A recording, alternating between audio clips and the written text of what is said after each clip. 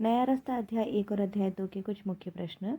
पहला, यौवन की दहलीज पर कौन खड़ी थी? अपना चेहरा कहाँ पर देखकर और कैसे मुस्कुरा रही थी? मीनू कौन है? उसकी खुशी का क्या कारण है? नीलिमा का परिचय दीजिए। मीनू नीलिमा से बात करके अचानक उदास क्यों हो गई? हीन भावना से दुखी मीनू प्रसन्नचित्त कैसे हो गई? मीनू की चारित्रिक विशेषताओं का उल्लेख करिए और मीनू ने नीलिमा की प्रशंसा किस तरह से की। ये पहले 8 प्रश्न हैं। इसका उत्तर आप नहीं जानते तो मुझसे पूछ सकते हैं। फिर है, मीनू के दिल में छुपी हुई पीड़ा को समझाकर अपने शब्दों में लिखिए। आभास, इस शब्द का अर्थ बताइए और नीलिमा ने मीनू की उदासी को दूर करने के लिए क्या किया। अगला प्रश्न है, मीनू का भाई रोहित और नीलिमा की माँ कमरे में क्यों आए और उन्होंने क्या खबर दोनों को दी। आखिरी प्रश्न है 12वां प्रश्न कि मीनू प्रसन्नचित्त होकर घर भागकर क्यों चली गई। यहाँ पर आपको वो खबर के बारे में बताना है। अगला है अध्याय 2 का पहला प्रश्न, दयाराम जी के घर मेहमान कहाँ से और क्यों आए थे?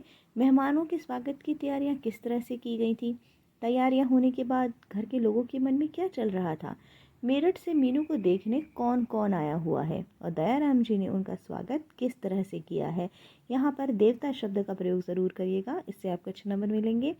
यहाँ पर आपको नाम लिखना है, जैसे मायाराम जी, मधु, मायाराम जी की पत्नी और आगे का उत्तर पूरा। इसके बाद है, मीनू अपने हाथ में क्या लेकर आई थी। यहाँ पर लौंग और इलायची। अमित ने मीनू से क्या क्या प्रश्न किए। अमित मीनू की किस बात से सबसे ज़्यादा प्रभावित हुआ। कुल 3 प्रश्न है, याद रखिएगा। मीनू को किस बात का डर सता रहा था। मीनू की माँ ने उसकी छोटी बेटी यानी कि मीनू की बहन आशा को क्यों डांटा।